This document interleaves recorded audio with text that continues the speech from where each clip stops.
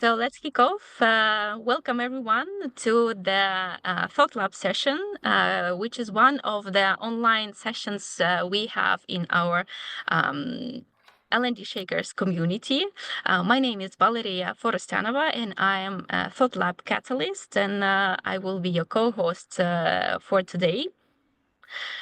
So the ThoughtLab concept is the session where we meet with different speakers and they share their experience, they share their lessons learned, or any specific expertise on a certain subjects. And today I'm very happy to host this session with a friend of mine, with Mirna Smith. She is a trainer, speaker, and coach with more than 17 years of experience. Mirna's focus is primarily on positive psychology and train the trainer topics. Mirna is a friend of mine because I joined myself her sessions, and that's why this session today is an honor for me, because I was the student myself, and now we are hosting a session together. So Mirna, I will give maybe a few minutes to yourself to introduce to the audience. And one important note: the session is recorded and it will be shared afterwards on our Slack channel and on YouTube channel, so you will all get access to it. Mirna prepared a very interesting flow session today, so be ready for where the flow will brings you, and no more delays. And Mirna, the floor is yours. Feel free to add anything to my words. Cool. Thank you so much. Thank you so much, Valeria. No pressure, right? Like with interesting session. Cool. Thank you so much for those who joined and for the answers and questions in chat. It's really nice to hear quite diverse experiences and quite diverse questions. I did mark your questions. I'm not promising we'll answer all of them, but I will follow up if we don't. I can promise that the question how to get in flow more easier and what are the exercises, that one we're going to answer. The others I'll try to tackle at the end, but we will start kind of more from the beginning and how to play with it. And so this session it has like 4 different plans in parallel. So it's going to depend a little bit on you, where you want to take it. And my plan is that we definitely base it also on some discussion and sharing and so on, somewhere around the middle or a bit before the middle. And we can play that in different formats. As in the end we are around 20, I think we can even stay in this shared space if not everybody will be too shy, or we can share in breakouts or in Miro. We'll see how it goes and what resonates the most for the moment. So you can expect different levels of chilling or interactivity, and you're very invited to choose your level of chilling or interactivity. Please just don't choose the default fading away because something stole your attention, because then it's not useful for anyone. But choose if you want to chill back, turn off the camera, listen, do your thing on the way, or you want to kind of engage more and discuss more and share your questions. I'm happy with either. We are kind of in a space between webinar and a workshop anyway, and I'm happy that you go with anything that works, as long as it's what's beneficial for you. So our topic is how to create that state of flow being by Csikszentmihalyi, his specific model, not just general flow in life. I'll share a bit more about it later. And we kind of played it between workshops and organizations. So how to create it within our learning experiences, within our workshops, if you're a trainer or facilitator. But then also everything we talk about is very applicable to organizations if you're more in a role, somebody taking care of the team or HR or kind of influencing the organization. And you could very much take everything we discussed today from the shoes of yourself. How can I create more flow in my work? How can I create more flow in your life, in my life? So as we will be going through different steps and recipes, you can take either of these 3 perspectives: trainer, facilitator, somebody taking care of organization, or focus on myself. But I would invite you for this session to choose one perspective you will step in for the session, and then you can apply the same things to other things, also to other contexts later on, just because it will help you think more specifically about what are the challenges, what are the tools we can use, and so on. I will mainly focus on it from the perspective of trainer facilitator, But again, if you realize that something that I share, you're not sure how would you apply it in this other context, please do shoot a question. I'll be very happy to clarify it. So chat is open for questions all the time. And I will also occasionally open space to hear if somebody wants to also speak up, share something, ask something. So please feel free, whatever thoughts you have, to keep dropping them in chat. If it gets overwhelming, I will say. If I don't say, you can assume that the chat is open. Now, this is how we're going to go about it for the next hour, 20 minutes still. We will cover just a little bit about what flow actually is and why would we care? What are the benefits of flow? What is the importance of it? What are the gifts of flow, especially in the context of learning, but also in general. And then we're going to talk about three big areas that are three big toolboxes that in a way we can use to build more flow and to achieve more flow. The first toolbox will be the right level of challenge and how to scale it. And I think that's the part that's maybe also most interesting for us to discuss and share a bit, and potentially is the part with which we're going to stay the longest. How to play on that edge, because flow happens when we're kind of on the edge of comfort zone, but not too far out, not too far in. How can we look for that space? We're going to explore that through some reflection, maybe a bit of discussion. Again, we could go in many directions. Then we're going to talk about three specific characteristics of flow. In reality, there are 8 to 10, depends how you cluster them and define them, characteristics of flow state that we can use to manage and influence that state. But we're going to talk just about 3, because these 3 are the ones that give us most ownership over them, that are easiest to change and fine-tune so we would achieve most flow. So as today, we don't have a lot of time for such a big topic. How could we create more flow? I wanted to really focus it on points which you could say have the biggest impact if we approach them. And then the last bit, which we will probably, don't worry, if you need to jump off, it's no problem. You know, you will get the recording. And if you also feel you're not focused and not really, it's too much for 5 p.m., it's totally fine. I won't take it against you. Please don't be shy to sneak out and check the recording later, and then also share any feedback if you have. Okay, so the last little bit will be just brief about what breaks flow. So it's just kind of being mindful about few things that can sabotage us if we don't take it into account. Does that sound good? Do you have anything in mind? If you have anything in mind you feel it's not there, drop it in chat while it's still the time. And also as we go through it, you can always extend any questions and so on. So before I dive into the topic and the tools, I do want to say one more quick hi, just to also share the perspective from which I'm taking this. So as Valeria already said, I really work between two spaces. I work a lot with positive psychology, which means the topic of flow, and applying it in many different contexts and working with people on having more flow and learning more about flow. And I also work as a trainer and trainer of trainers on different skills related to facilitation, training, TTT, and so on. And I'm really happy always when there is a session like today that brings together my two personalities and two areas. So that's really exciting. Yeah, I think that's all you need to know about me, except maybe that it would be great to also connect in different places, like on LinkedIn or in Shakers community. I'm quite present there, and I'll be always happy to discuss any, further ideas, thoughts, and things like that. Having a bit of a background as an engineer and a nerd, the main thing that I really seek to bring into every webinar, including today or every workshop, is to build on content that's science-based. I'm not quoting references a lot, but everything we talk about today is science-based. So if you need more on that side, you can always follow up. LinkedIn is the easiest way to do it, probably.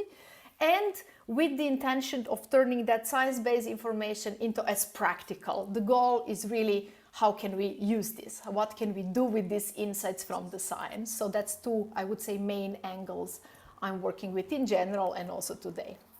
Now, why would we care about flow in the first place? It was very interesting for me how few people mentioned they love flow, no numbers, so I have no idea how much they love it. And then we had few that were like, oh, quite at the beginning. And then we had like 8.5. Wow, I love that.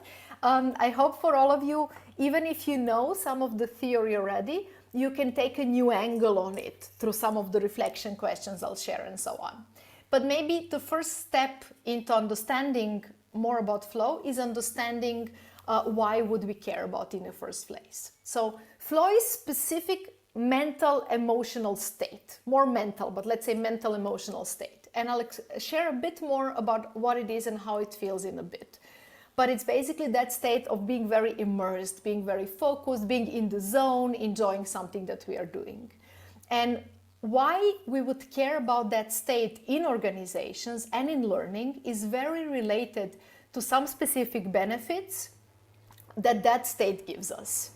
And one of these benefits, if we think about life in general, is this place where we merge this hedonistic and more meaningful side in life. What I mean by that, working with positive psychology, I can see that we have many topics that work on the meaning in life. You know, how to live better life, how to fulfill our purpose, how to build something, create something.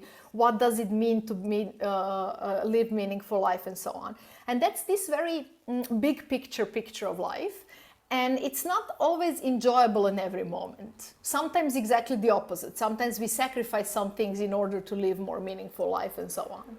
And then on the other hand, we have this very down-to-earth, just like pleasure side of things, positive emotions, enjoying moment, being mindful, being really present, going with the flow, and just kind of enjoying the little things in life, but they don't necessarily contribute to something bigger or to sense of meaning in our life. And it's interesting when we look in most of theories and toolboxes in positive psychology or in working on our life design or any of these topics, we often see that one of these two is a bit more in focus. Or I'm working on my meaning in life, or I'm working on being more present, being more gentle to myself, being more, whatever, grateful, and this kind of more pleasure and enjoying things. And it's not many states that brings us to both, because one requires a lot of presence and the other requires a lot of big picture thinking, and that comes sometimes a bit in opposition. But flow is really beautiful because it really merges the two together. Not every moment of flow needs to be full of positive emotions, because in flow we're still doing something difficult, but mostly it is a state that is quite enjoyable, that's quite satisfying. And at the same time, it's related to some goals that are meaningful to us. And it's one of the rare states where we really can merge these two things and see both of them present. And because of that, it's one of the best contributors to well-being in our life and to feeling good about our life and so on. Not to digress much more, the point is bridging between this big picture and really a moment and kind of creating that space that connects both. Next to this, flow is also connected to heightened creativity, like a lot. These are all research-based things, and most of them are based on several different, not like one study, but really more proper data, diverse ones. So it's creativity related. It's also related to positive emotions, although this one is a bit maybe tricky, as I said, because sometimes it's also quite challenging, but overall it feels positive. And maybe the most interesting thing for us, flow is very highly related to learning and developing mastery.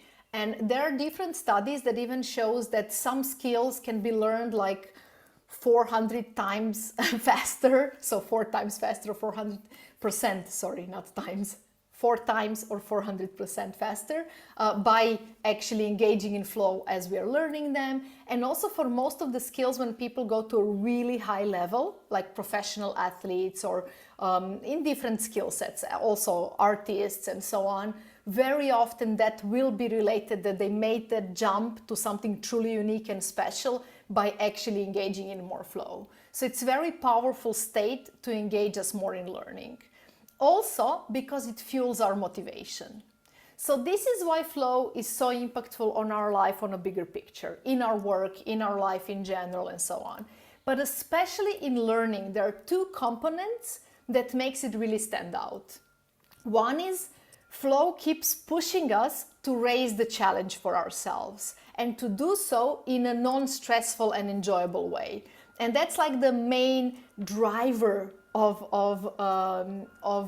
sorry, I see comment in chat, but I'll finish the point, then I'll check it more properly. So it's one of the main drivers of growth and learning when we keep raising that challenge gradually and we keep on doing that continuously, right? And in flow, that's a natural consequence of looking for flow and building flow.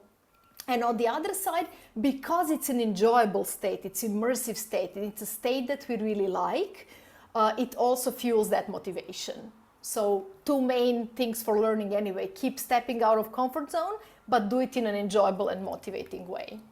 I hope that makes sense. I'll just check the comment from Aman.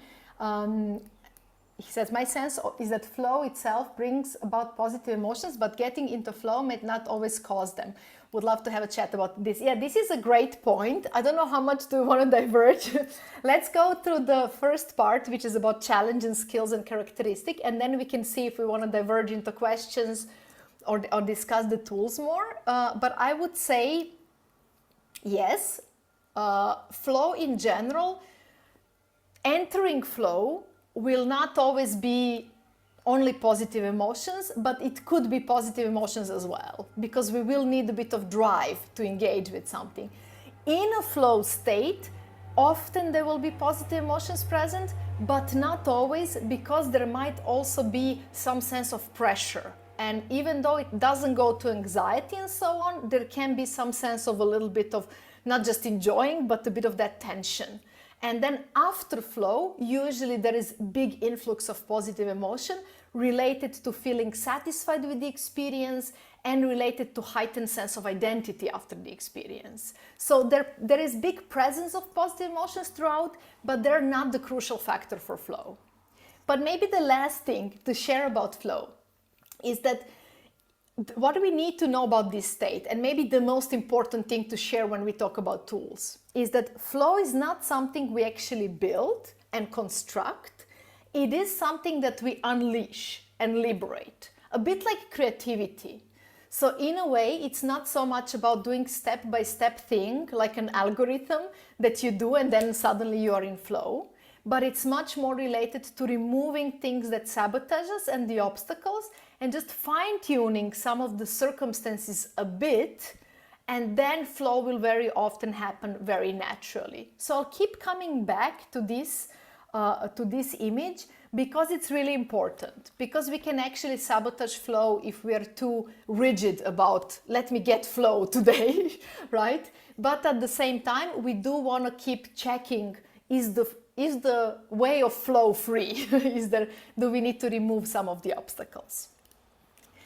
Okay, now what is flow? Probably I should have told you this a bit earlier, but let's cover it now.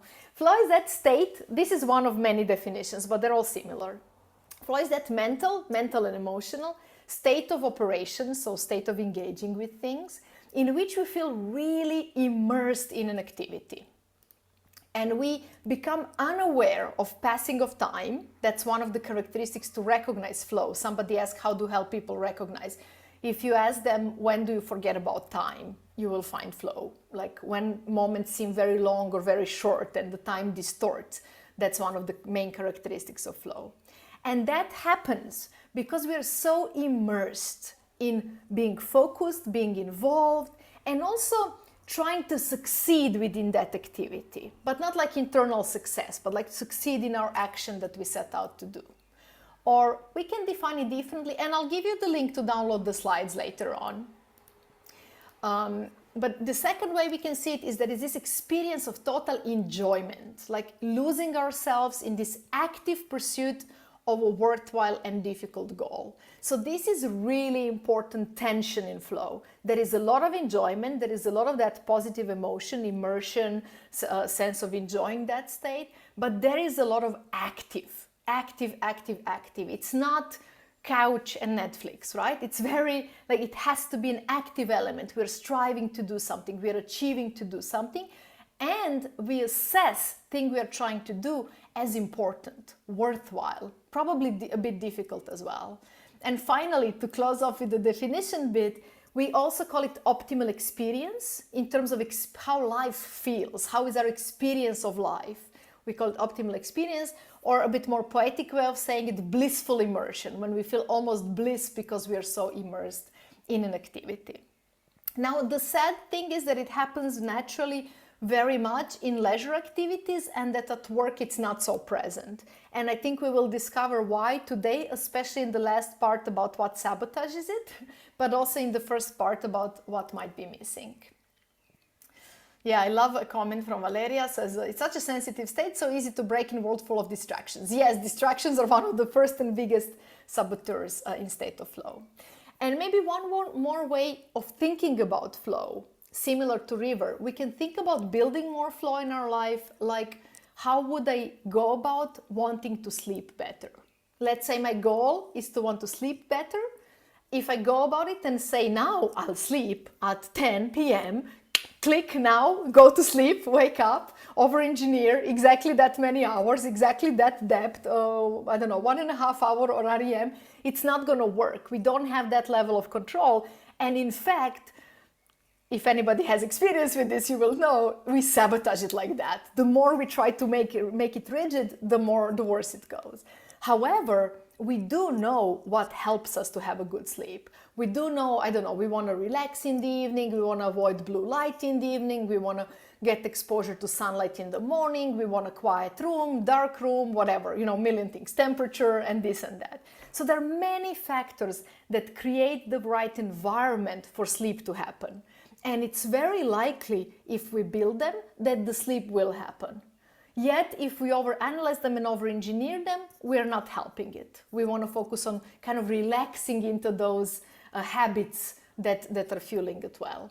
And same as building good environment for sleep, for flow, we can also say that there are some common factors that are important for everyone, but that also some of them are more important for us individually, right? So, I don't know, for somebody, silence is more important than the light or no light, right? And it's similar with flow. I'll refer to more specifics in a bit. Now, the most important question, and here I'll ask you to help me with a little brainstorm and answer some challenging questions.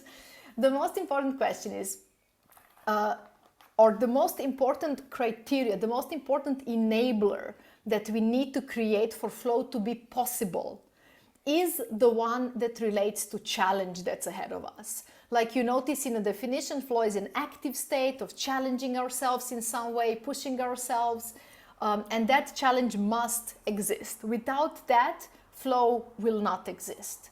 Good news is we often create that spontaneously, and even better news is it's also something that we can sometimes slightly fine-tune for drastically better result, So in a way, we also want to notice where are we slightly off with it, right? It's good to recognize when do we achieve flow and learn from that, but it's even more powerful to realize where are we almost there, but not, and what can we remove? Which river just has a little obstacle left and not like a million things sabotaging us. So for this, and now those who know about flow will know the answer, but that's okay, you can still play. No. With this, we want to explore this balance between perceived challenge that's ahead of us, as I'm stepping into a certain activity in which I would like to have flow, whatever, project at work, a workshop, an activity within a workshop. I perceive their specific challenge. And I also perceive my own skill and ability to deal with that challenge.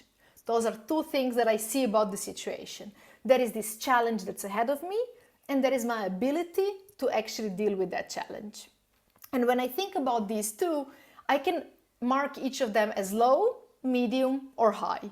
I see a challenge, there is an activity somebody invited me to do, or I wanted to step in, and that activity is easy, low challenge, right?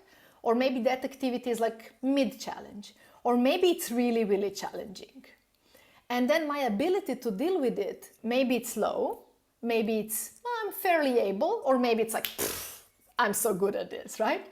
So with that, we want to look for combinations between these two. And every space on this chart will embody a certain emotion or emotional mental state based on the combination between these two factors. And I would ask you to help me guess what would be in the low corner. And it's a bit tricky because the answer that's on the chart is not the only right answer. So no, let's see what other answers we get.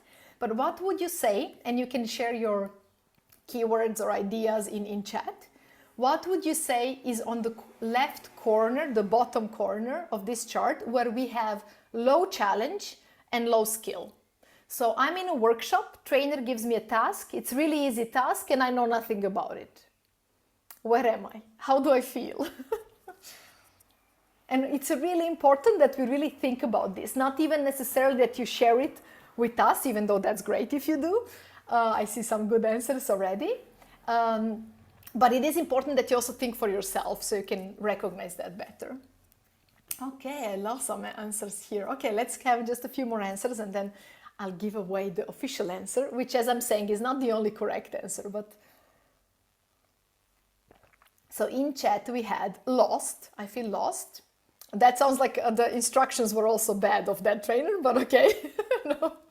Apathetic, okay. So I don't know if somebody knows flow model already or it was a good hunt. Bored, very near. We'll get to boredom in a bit.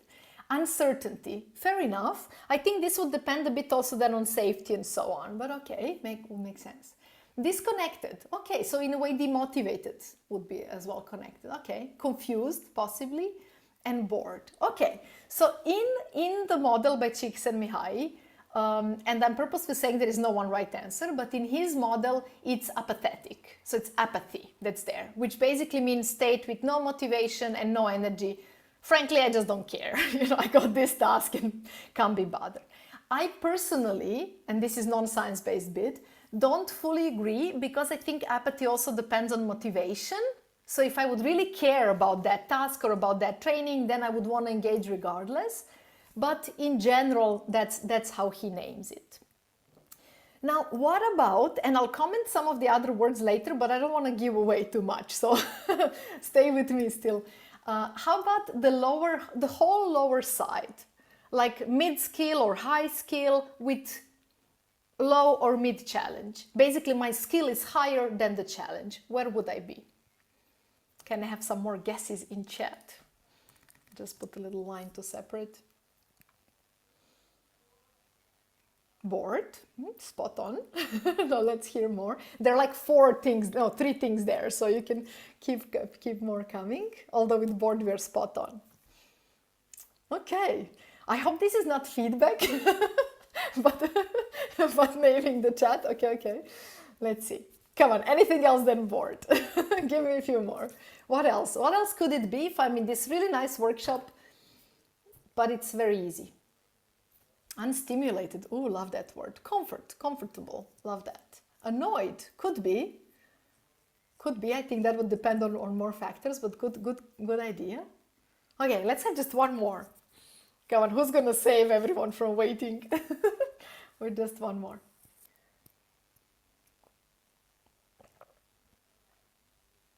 No. Oh, confident. Okay, interesting. Okay, very nice. Confident. Or under challenged. Oh, yeah. Low challenge. I like that one. That was good workaround. Or safe. Could be. I think safety will depend also on other factors. Okay, but basically it's this. It's boredom, relaxation, control. And this is again the official chart according to Csikszentmihalyi research, who spent researching flow like 25 or 30 years. So like I'm sticking with his chart. I do feel like boredom and relaxation are sort of together in these two areas, and you could switch them or leave them as they are. Because very often it will happen that when we are under challenged, but it's pleasant atmosphere, we'll simply be relaxed. We won't be bored necessarily, but then that might take us into boredom with time. Or the opposite, we can also get bored. So in general, if the challenge is really much lower than our skill, the state will be boredom or relaxation. And if the challenge is medium, then we will be in this state that he calls control. I think it's very close to confidence as well, that was named in chat, which is basically, yeah, I feel like I have things under control. You could call it routine as well. Like, I can do this easily. I'm still a little bit focused, but I don't need to put full focus, full effort in there. I think that's, to be honest, I think that's average job when we look at it. I think most of people work-wise very often spend time in this place. Okay, and the last difficult question, what about the upper side? What about when challenge is higher than the skill? So maybe I'm low on skill and challenge is kind of medium, or maybe I'm low on skill and challenge is really, really high, or maybe I have some skill but challenge still feels too high. Oh, I love these answers here are coming faster. I like it. Anxiety, spot on, overwhelmed, stressed, frustrated. Oof, I'm getting anxious just from this chat. Oh my God, okay. Okay, I'll put it out there because the tension is killing me. Okay, it's basically worry if it's a little bit too high. So I start to worry. Will I be able to do it? Will I be able to cope with it? Will I get embarrassed by it? And then it goes to anxiety. And if I have some skill, but the challenge is still a bit too far out of my comfort zone, then it's state we call arousal. You could call it alertness as well, like on tip of my toes, stressed a little bit. It's not necessarily totally negative state, but it is kind of like a bit overstretched. It's not sustainable state, but for a moment it can actually be good when we step into something new. And then of course in the magical sweet spot there is flow. And flow happens when challenge, or again perception of challenge ahead of us, and our skill feel well balanced. When I feel like, okay, there is this challenge ahead of me and it's fairly high. It's at least medium or high. But I can do it. If I really focus, if I put in effort, if I actually do that thing without multitasking, I can actually do it and I'm not super stressed. I'm fairly confident, but still a little bit focused, right? Or a lot focused. So that's where flow happens. And I hope you can recognize immediately one thing that does to flow. And that is, it makes it very impermanent state. And what I mean by that, as I'm investing my energy and effort always in the high challenge, I keep growing, I keep learning, my skill keeps growing, hence I need to keep on growing challenge a bit for me to be able to stay in that sweet spot. And the point is, it's not realistic that we would be in flow all of the time or most of the time, because we will, every time when we raise our skill a bit, we will slip into that area of control. And then when we raise the challenge, it's not many things and activities where we can raise the challenge so finely to go right back into flow. Usually when we raise the challenge, it will launch us a bit into arousal, right? And then we will, the better we deal with it, the sooner we will come in flow. So you could say that flow is somehow this dancing space between slipping towards routine and control and then slipping more back towards arousal. And what we want to do, if we want to maximize flow, we want to look to fine-tune that challenge and skill, or perception of challenge and skill, but we also want to look to recognize control fast when we slip there and to do something about it, and also to deal well with arousal, so to be resilient and to be adaptable, right? And that will maximize the space of flow. Now, I would love to hear from you and think a little bit. I see a question, Aman said, I'd also like to hear more about this impermanence, especially given Csikszentmihalyi research with artists and musicians. I'm not sure which specific research you're referring to, because he did many different researches with artists and musicians, even wrote a book about the creativity with a ton of it. But we can come back to it, definitely. Let's just apply it a little bit to training, or again, depending on your shoes. Like, are you looking into organizations or into yourself or into the training? But my question is, where do you find yourself from these areas? Do you find yourself often in the zone? So first of all, think which shoes do you want to think about? I would invite you, if you're a trainer or facilitator, to think of those. Or if you prefer to think about your own flow, take that perception. Or if you want to think about organization, take that one. But whichever you take, the question is, where are you commonly? Which are your zones, Some of us stick to one part more often, others to another part. Third ones have this a bit, what you would call a mini burnout cycle, where we go too high then too low and we zigzag in between. So it really depends. And if your answer is flow, that's great. But I think the question is also, Where do you find yourself often? Which of these states are more familiar to you and which are less familiar? And please do share in chat if you're comfortable. I'm not going to read it out with names. You can also share to me only if you don't want to share with everyone. But where do you find yourself often? What are some of the states? Or if you want to look at it from the shoes of trainer, where do you keep your participants? You know, are you that nice trainer and they're all so relaxed? No, you're like, oh, I'll give you a little challenge, but don't worry, take a cookie. Or are you more on the side? Now we will record you and you have a stage. Better, do it better. Where do you fit? Let's see. Now we mix up a bit between personal and trainer, but I hope we will still have some insight. Okay, control and not so much flow. More familiar, flow, relaxation, sometimes boredom. Okay, so lower part of the chart. Relaxation and control, keeping people there as trainer. Well, to be fair, I think it's better to keep them relaxed than in a panic zone. But ideally we want to always look for that space. Cool. Then stretch zone, that I think it's on the upper, yeah, stretch would be arousal, I would say. And relaxation at the beginning, then arousal probably, and then bring them to control. That's quite a good flow. I think important thing with arousal is to understand it's not a place in which we want to spend a lot of time. Like if you have a workshop for 2 hours or 3 hours, probably you want to have like 2 moments of arousal there, not 10 or an hour. Why? Because arousal is exhausting and it's not good for concentration and it's not long-term good for energy. But it's very good for attention. It really gets people attention when you pressure them a bit, right? So we do want to use it as sort of as a spice, moderately, to really hook into a challenge that's relevant, as long as we also build safety. But we don't want to keep them there like for majority of the time, right? Because then they will not maintain focus and their energy will not be so great. Cool. I see, I employ an approach called challenge by choice with learners and participants. Perfect, ideal. Make them do the work. I like that as well. I invite them into a challenge, but they choose the level. So I think this is a great approach. However, it is important in that approach to be aware of their tendencies, because people who are used to playing it safe and playing it relaxed and more in control, they will stay there and they will maybe learn less than there is potential. And the opposite, the ones that thrive on stress and they have to always push, will push, and maybe that's not optimal for their learning. So if I would give a lot of choice, and I tend to and I try to, I would also want to make them very intentional and mindful how much do they want to challenge themselves from the very beginning of the workshop. Because otherwise they could just go by habit and not actually go into the optimal zone. Ooh, bounce around, arousal, control, and flow. That's the place to be. Meet you there. Perfect. Ideal. Okay, range of experiences with different activities. Yeah, that makes a lot of sense, of course. And you got the question, which one is most challenging for you or for your participants?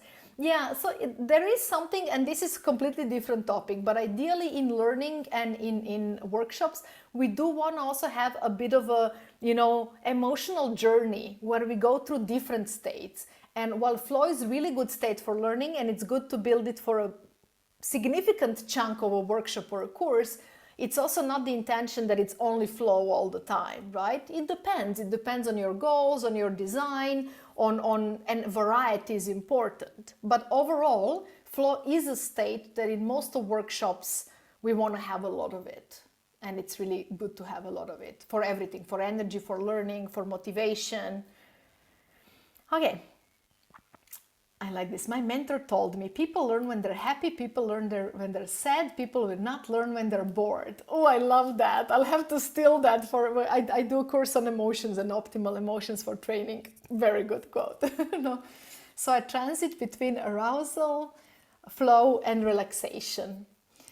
Positive dissatisfaction is also part of learning experience. Yes, we talk about this a lot also in emotions. I don't want to diverge there too much now. But yes, we want to also create moments of maybe frustration to motivate people, but we never want to have those moments dominate the experience. I love this space, arousal, flow, relaxation. It's an alternative to arousal, flow, control, but very, very similar. And what is the role of relaxation? It is to recharge and allow, but also to allow integration. So relaxation is a good state to have in training, but maybe not as the first state and maybe not most of the time. But we do want to have moments of that, right, throughout. Okay, focusing on co-creating hands over the decision on this to the participants perhaps. Yeah, I totally agree with that if I understand it well, which is basically that giving more choice, giving more ownership. I totally agree with that approach. I seek to work like that as well, but I think it's very important that that approach goes with giving them an awareness and making them intentional, because otherwise, again, they'll just slip into the habits. I like how Aman says, I try to find flow as well for me as a facilitator. Love that. Okay, cool. So, relaxation, positive emotions to link into broaden and build. Yes, one of many, well, I would say, yeah, okay, fair enough. So, what Aman is saying, that positive emotions we can also see in the perception of broaden and build theory. I don't know if you're familiar with that one. It's a theory that positive emotions make us more open, creative, and focused on bigger picture, while negative emotions make us more in tunnel vision, dealing with the immediate thing that's ahead of us, less open, less creative, not so good for learning. So because of that, in learning overall, we do want to have more of positive emotions, specifically moderate and diverse positive emotions, and just sprinkle occasionally with maybe some uncomfortable emotion as sort of an attention getter and variety factor. But I don't want to diverge there too much, because that's another topic we can talk about. Actually, I had a workshop on that one as well no, some time ago, also at Shakers. So probably, I don't know, Valeria, if you can maybe check for that recording, but it was very long time ago. So maybe, yeah, I'll look for it and maybe send it. Love the topic though. Just don't let me go too far. Okay, I would love to hear from you now. Where do you want to go with this? Do you want us to stay with this, discuss it a bit, discuss it in breakouts, discuss it here all together? Or would you like us to move on also to characteristics, to kind of focus more on tools and different approaches, or to stay with this a little bit? So I will ask you to, I see one move on. Okay, that was fast. I'll ask you, tools and approaches.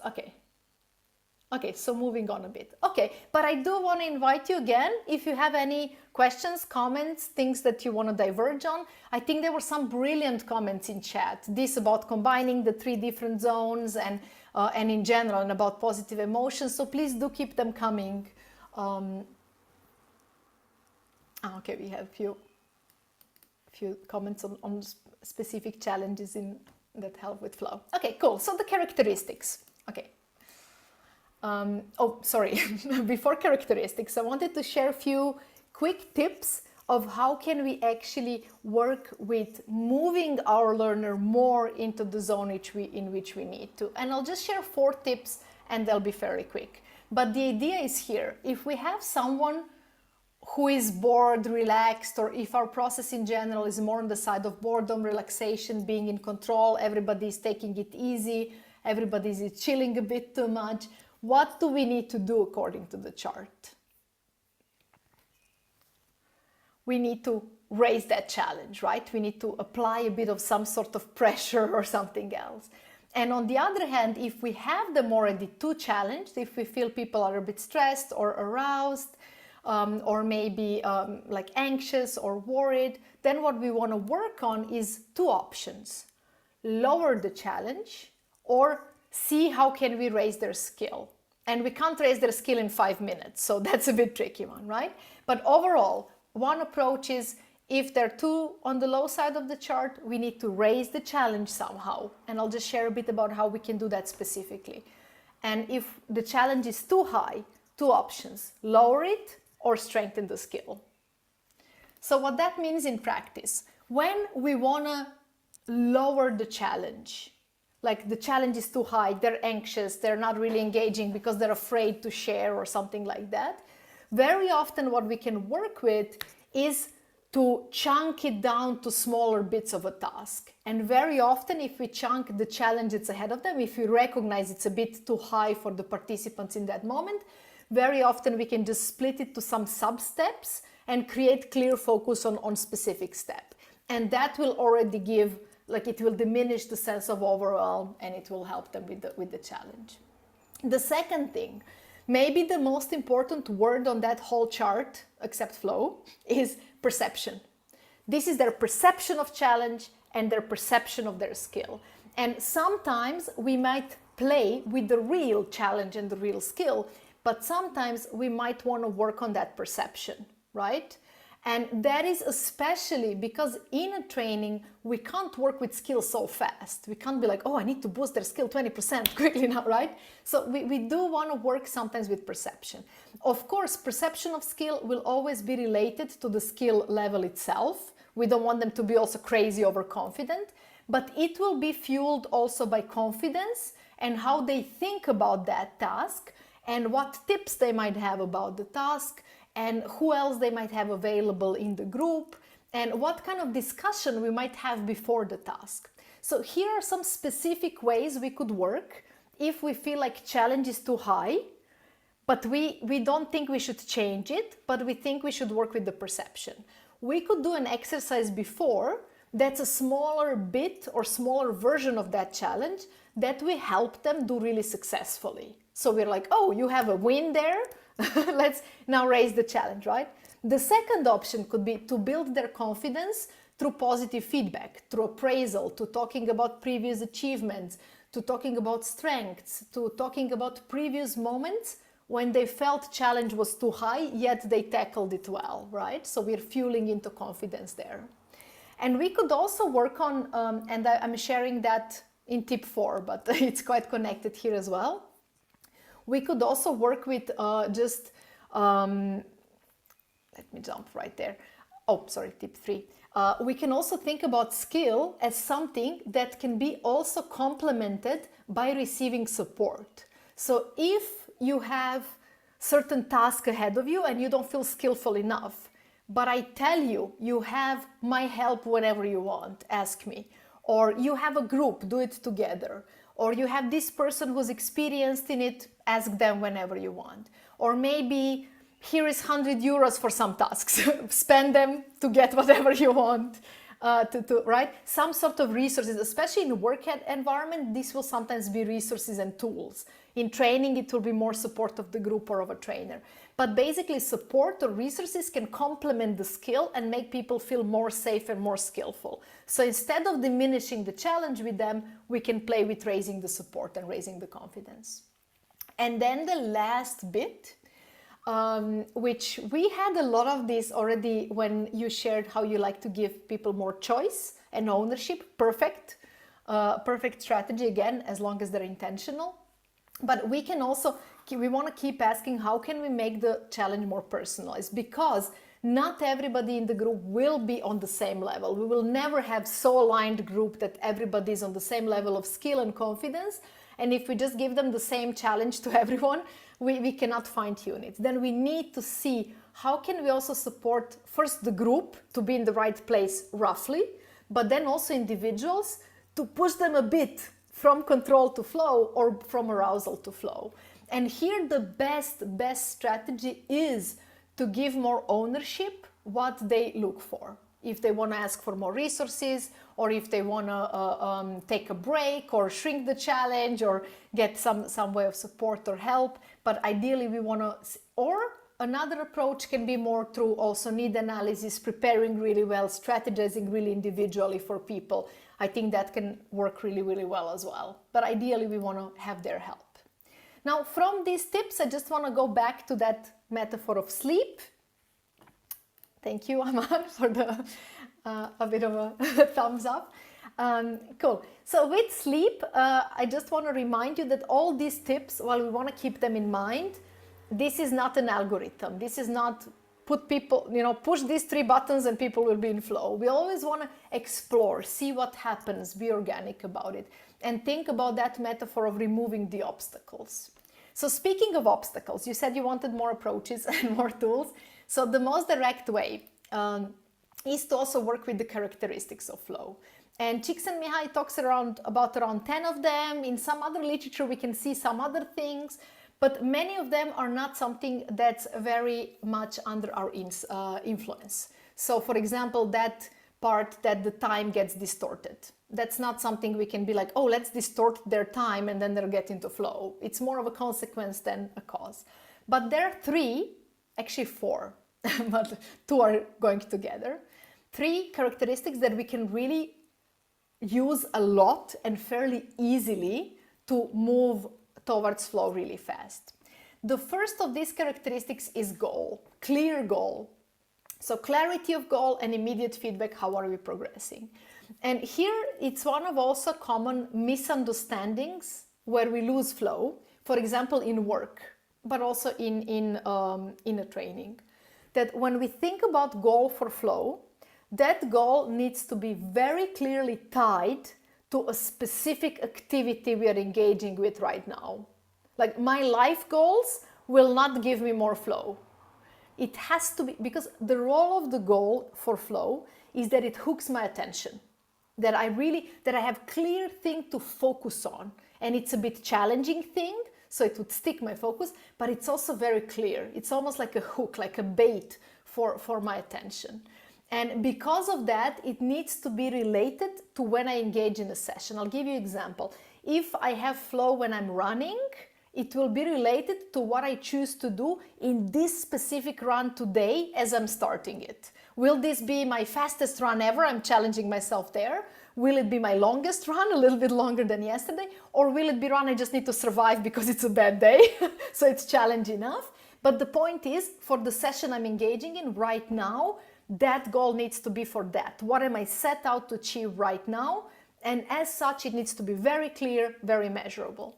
And I think we miss that very often in the session when we have goal for the session, but we are not clear enough for the goal on the activity. And in work, when we have goal for quarter, for this and that, but not for a day, right? Nobody sets that. So that's something we need to encourage people to do for themselves or support them with. And then with the goal, another characteristic that's very tied into it is immediate feedback. And feedback here doesn't mean feedback session where I tell you everything about your abilities. No, feedback here is just a metric. Do I know, as I'm working on this immediate clear goal in this immediate activity, do I know that I'm progressing? And that can be like visual feedback, if I'm a climber and I'm climbing a mountain, I know if I'm going in the right way, am I progressing or not? It can be a metric that it's actually some numbers related to it. It can be my own self-assessment or feedback by others. But the only information I need to get from this feedback is I'm doing well. I'm coping with this challenge, I'm progressing, I'm on the right route, I'm moving ahead.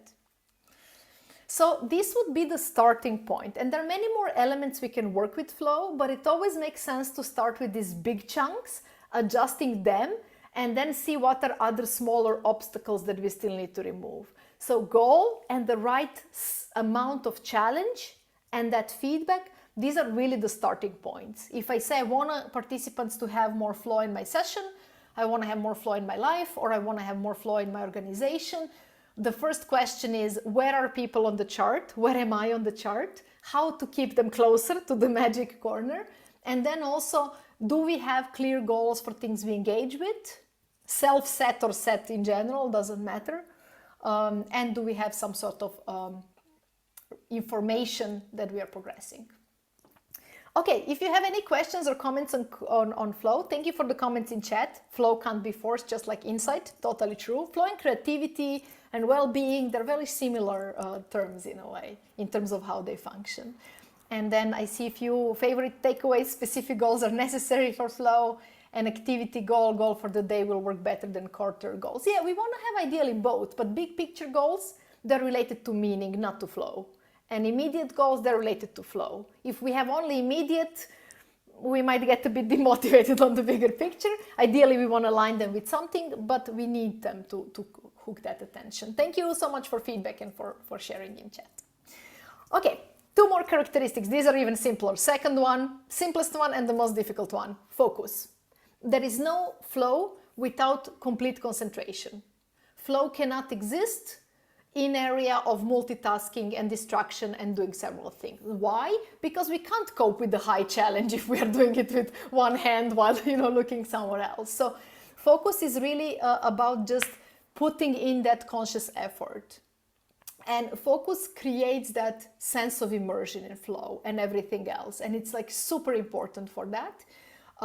But it's also, I would say, one of the most common things that is broken. And a really good question is also then in the workshop, how can we support participants in more focus?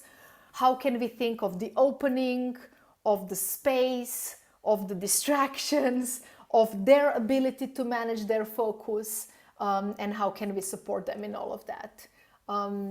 And for us personally, if we want to work on our flow, we can think about focus externally and internally. So we can think about protecting ourselves from distractions, or we can also think about training our focus by spending longer time doing one thing and staying focused, literally. But for participants, it's more about building the right atmosphere, the right motivation, the right engagement, and often a couple of transitions into the activity so they would have time to let go of previous topic or world that they're coming from. I'm very curious if you have some tips on how to help participants in the focus, specifically more for workshops. Please do share them in chat. I feel like we could go way more into this topic, but I also want to make sure we cover enough of different tips and insights. Collect all the phones, okay? during that could create focus or stress or both.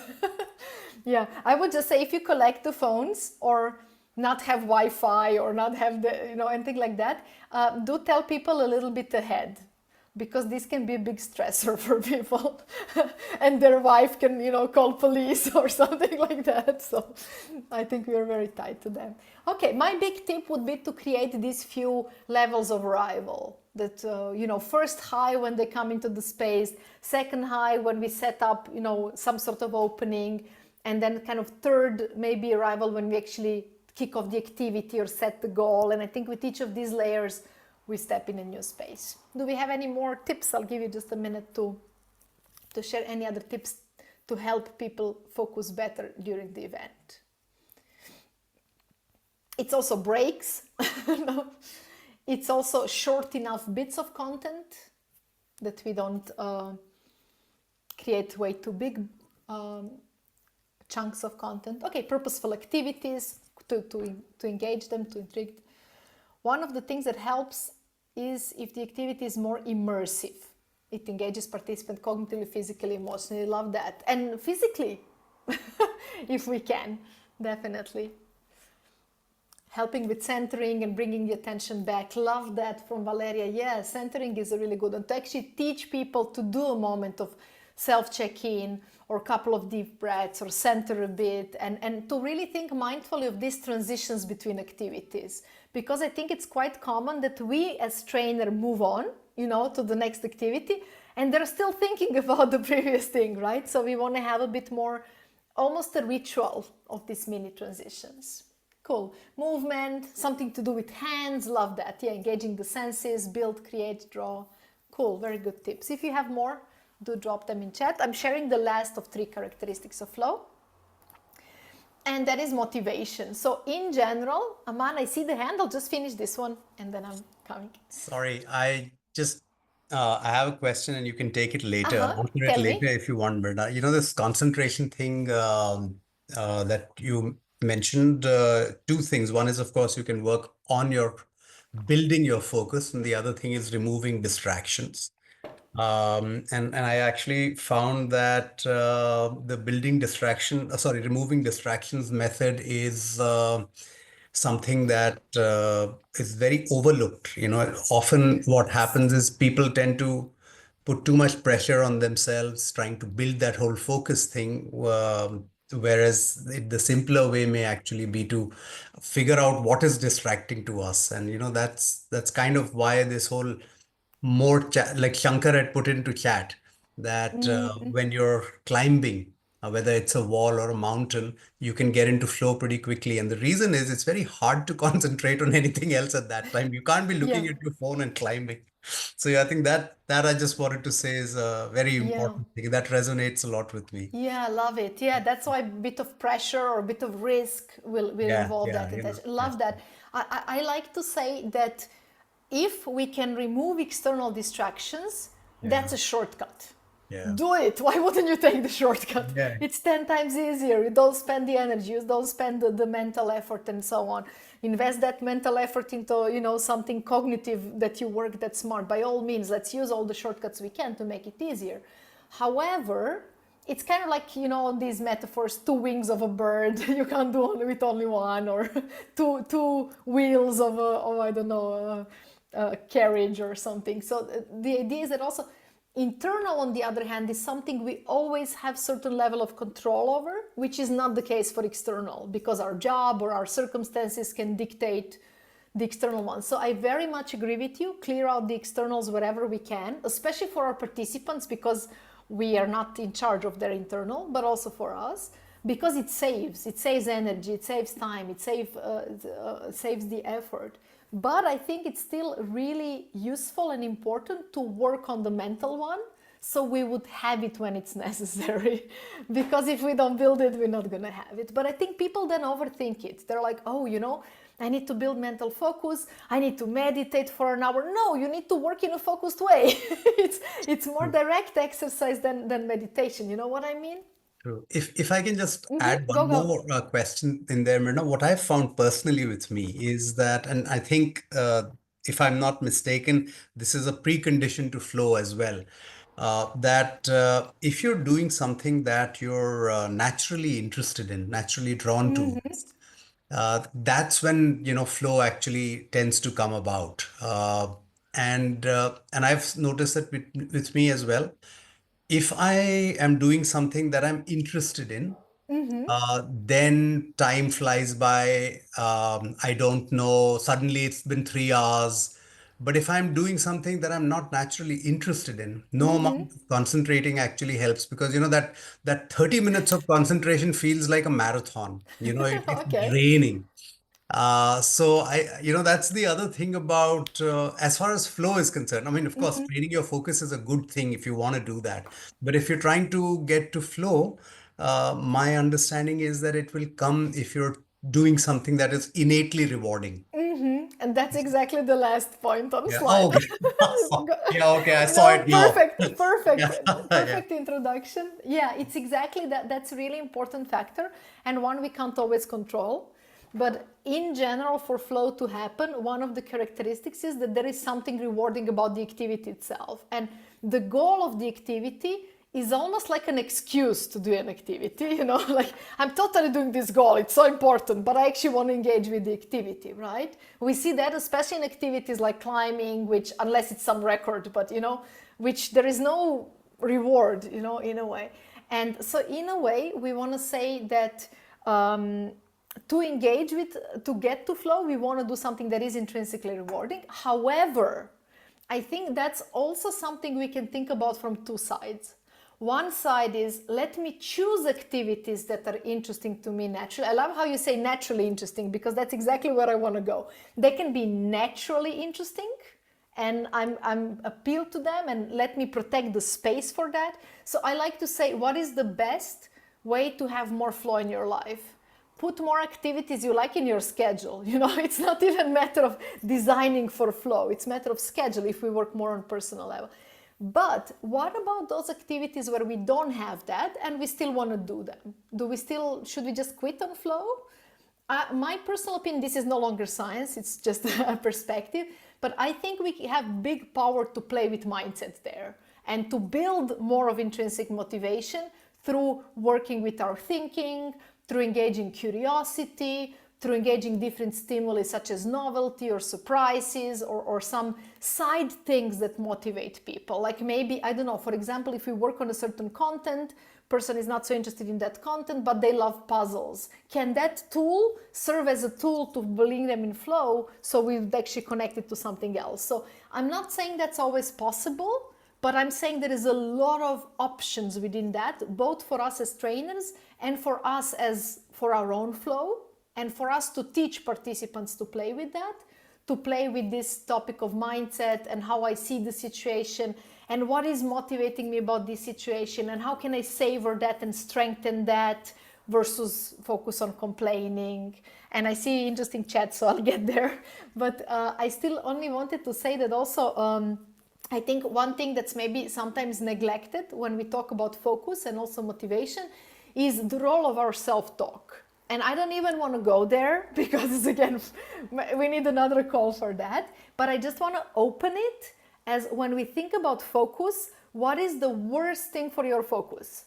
Well, self-complaint, worry, insecurities, overthinking, perfectionism, all the inner chatter that happens in our head, right? So that's for focus. It cannot happen if I'm just talking to myself all the time and complaining about how I cannot do this or I have many. So sometimes if we have a lot of negative self-talk, that will be bigger priority than focus almost, or overthinking, over-controlling and so on. That will sabotage flow. And also the like anything where we overthink. So sometimes working on flow, if we engage with flow more, like for ourselves personally saying now, not necessarily in a workshop, that would be too much. But for ourselves, when we keep engaging in flow, sometimes we will recognize that the thing that is sabotaging us most is our mindset and kind of mental chatter and so on. And we will not be able to build everything else without that element. Let me just check the chat. This is an interesting inquiry. I talk about being engaging rather than challenging. Yeah, I think it's yeah, in the vocabulary I use, engaging is not uncomfortable. It can be, but it's not by definition. And challenge is slightly uncomfortable. So that's how I would differentiate the two. But that's an interesting, the comment was, in Dharmic philosophies, we talk about something being engaging rather than challenging. Yeah, challenge will make it engaging. But I would say there is also engagement that doesn't have always a lot of challenge. But I love that because it speaks right to flow. Thank you for sharing. Engaging is something that's intrinsically appealing, and challenge isn't always so. Oh, interesting. Okay, interesting thoughts there. Cool. Okay, let me just check in. Anybody has any other questions, anything you want to comment or share? Feel free to do so. I still wanted to share with you just one thing, which is quite short, which is 5 things that mess up flow, disruptors, you know, to avoid. And they're quite connected to everything I already shared, but still they're a bit new angle. But before that, I just want to check questions, thoughts. Feel free to drop them in chat. Feel free to unmute and jump in. And I would love to ask you also, as we think, which of these would you like to strengthen for yourself or for your workshop or for your organization? Between the 3, more clear goals or more strong focus or working more, recognizing motivation, maybe working with motivation, which of these 3 would be interesting for you? You can also share in chat. I'll give you just a minute to maybe share that or also to share any questions or comments. By all means, I think comments have been so great today. We're going to save this chat. No. Cool. We have 1 motivation, 1 goals. Okay, who's going to do focus? I'll take it if nobody else does. Unfortunately, the person who wanted to set focus as their goal has been defocused, so it didn't share. Okay, thank you for focus.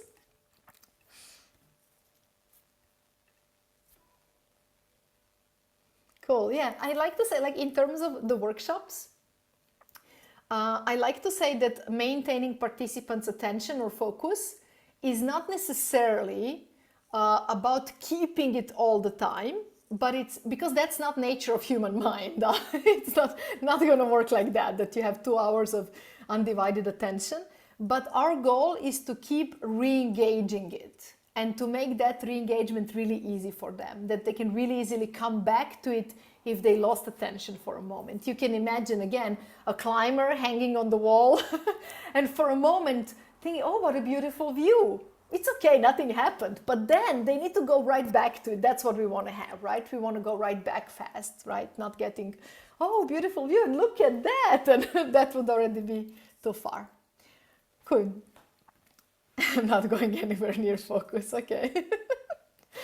So removing distractions. Interested in impact of neurodiversity, especially reference to distractions. I love that. I would guess, and this is very uneducated guess, going wild here with this guess, but I would guess if you have a bit of like attention deficit disorder or anything in that direction, I would think flow would be more difficult for you to achieve. And I would think that you would benefit of more stimuli that pulls you into flow. So smaller chunks on the way to the goal, shorter like stimuli that's faster. And I think for people who don't suffer of attention, I think honestly we all have poor attention today anyway. But like if you don't have that as really struggling with that, I think then you benefit of not having too much stimuli, because stimuli will also be disruptive and you will need more time to process. But I think in some situations, if we have people in general, not necessarily with any sort of disorder, but also in general with lower attention span or anything like that, I think we want to think down the line of more stimuli, shorter bits, quicker re-engagement, and never building things in a way that one thing depends on the other, that they cannot understand step 3 if they were not present for all the steps. So it's more about that modularity and quicker stimuli. But this again comes back also to choice, to giving choice how they want to engage, and maybe giving tasks that are a bit more personalized, maybe asking which way they want to go about something, and so on. Yeah? Tell me, Aman. I'm sorry if I don't know if I'm pronouncing your name well. I'm horrible with name No, pronunciations. you're pretty close. It's Aman. Okay, So, Aman. yeah. Okay. So I just wanted to weigh in on that, neurodiversity question that you and Shankar were discussing. As somebody who got diagnosed with attention deficit last year, uh, I thought I can talk about that a little. So for attention deficit folks, the challenge is always that if something is not interesting enough, if it's not engaging enough, we're going to tune out really quickly. And that's why we struggle in school because teaching methods are so unidirectional and boring. But we also have the ability to go into hyper focus when we find something engaging. So we find flow. Attention deficit people can find flow in things that they get excited by. And also with many of us. So, for example, I'm a complete night owl. I cannot function in the day. There's too much going on. But I can get a lot done between the hours of 11 and 3 in the night because everybody's dead. There is no distractions. No, so I can actually do it like that. So those are some of the ways in which ADHD people can find both flow and focus. So Yeah. it has to be something that is naturally energizing. And also, when the deadline is right here, that's when we can focus, saying, okay, now I don't have too much time. But that's why milestones and shorter chunks work really well, that it's more common that there is a checkpoint. Cool, love that. Thank you Yeah. for sharing. Um, I wanted to add something, but my attention slipped. No, but I just wanted to say, yeah, that this is always going back to that giving choice and ownership, but not for sake of choice and doing random things, but for sake of choosing what works for you intentionally. And I think for some people it helps if they're doodling while they're listening. And it's really pity when trainer misreads that as, oh, they're not paying attention, they're bored, whatnot, because it actually really helps. For somebody it helps to move, and that can be destructive for rest of the group. So you again want to be intentional about what kind of movement you want to involve. But I think that's always that conversation. Hey, this is the freedom and choice you have, and I would love it if you use it, but let's put it in purpose of our goal for the workshop or whatnot, and not just, freedom for all, do whatever you feel like, right? Because the same things, well, of course, there is also brain-based and like thinking about in general good practices, but there is always some individual differences as well, and we cannot overmanage that. In fact, if we do, we will probably do more harm than good for many people. That same with flow. I think somebody asked also how to help people recognize when they're in flow and how to help them also build more flow. There were two separate questions in the intro. And I would say to that, yeah, just tell them what it is and what are the 3 characteristics and what is the chart. It's like 10 minutes coffee conversation. And I think it can be really helpful to just spot, hey, I keep not having flow and I used to have it, what happened? And then I realize actually I'm not really setting the goals for the things that I engage with. I'm going with the routine and with the flow. And it's just one small element that can really change how much flow somebody is getting. So I think it's really interesting topic for coffee conversations, and for meetings at work and for anything, quite helpful. Okay, cool. So let me still share with you just the 5 disruptors or saboteurs. We could think about many more as well, but just kind of to throw them out there. They're kind of the other side of the mirror of the same things I shared, but I think it's still important to call them out. So these are the things we want to remove to enable that river of flow to unleash in a way.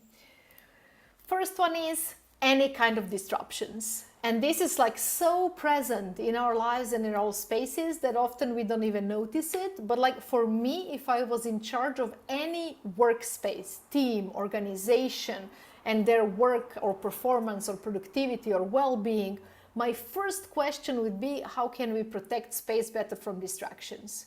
Being it physically, being it in terms of calendars and whatnot, in terms of expected response time. First question, whatever I would want to improve, it will be like the first go-to thing. So for flow as well, there was a research done on programmers, so computer programmers, that said that on average they get kicked out of flow every, I forgot the number now, but it was something down the line, they get interrupted every 11 minutes.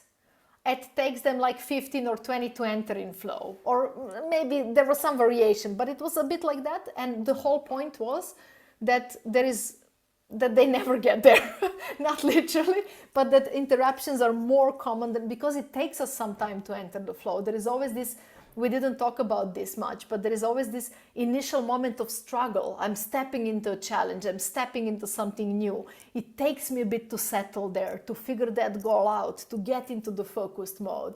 And then every disruption that kicks me out, I don't plug right back in. It's transition time in between. And that's something that is really, really expensive for energy and focus. Second disruptor, I'm going to go through them a bit faster, so we still have a few minutes if you want to ask or discuss or share about some of them.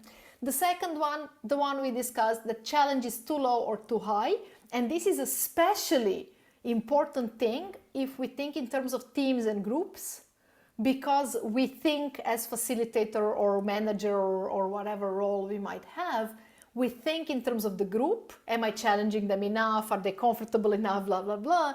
And 2 people in the same team, one will be overstressed and the other one will be bored, because they have different affinity towards how much challenge they enjoy, but also different level of comfort or different level of confidence. So we really want to think on level of challenge as a group, but also as an individual. And as individual, we want to help people manage that as much as we can, but we also want to extend it with ownership. Third one, task size. This is in terms of that clear goal for the amount of time, and also how long can we sustain focus. Sometimes, very often, the problem can be that our task that we take is not the right size, but maybe it's something that will take me several days or several hours, and my focus will not survive so long. Or maybe it's too short, so it's too easy, so that doesn't make it challenging because it's so quick, it's more of a stimuli than a meaningful goal. So that size of the goal really matters. And very rule of thumb, we could say that ideal goal for flow is something that we can achieve in a couple of hours, between an hour and maybe 2-3 hours as individuals, more like work-wise and so on. Could be a bit less, could be a bit more, shouldn't be more than 6-7 hours unless you're really extreme in a way, which could also work, but for majority it wouldn't be there. It's likely not under an hour, because then it's not challenging enough and we don't have time to really settle into it. So we do want to think with that, what is actually my frequency of how fast I change between tasks in my work or activities in my workshops? Is there enough space? Are the tasks big enough that they're a meaningful goal, that people have time to settle into them? Or maybe it's a bit too chunked down, or maybe it's the opposite, that it's too big a goal and it feels too far to actually engage. Fourth one is, in terms of workshop itself, it's participants having too passive role. A bit like today, like a bit like in general in webinars, if we have a bit bigger group, a bit bigger, like I think everybody still can choose their level of engagement to a point, again, to a point how much we can sustain focus and so on. But in general, we want to give more of that ownership as much as we can. and we want to build it is we want to engage participants whenever we can, also in setting their goals and the session goals and their goals. And we also want to engage them in how they navigate that space. But again, we don't want to just give them the ownership without clarity and intentionality.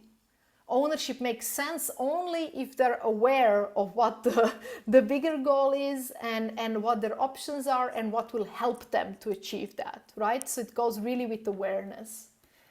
And the last little bit, motivation. With this one, reminder,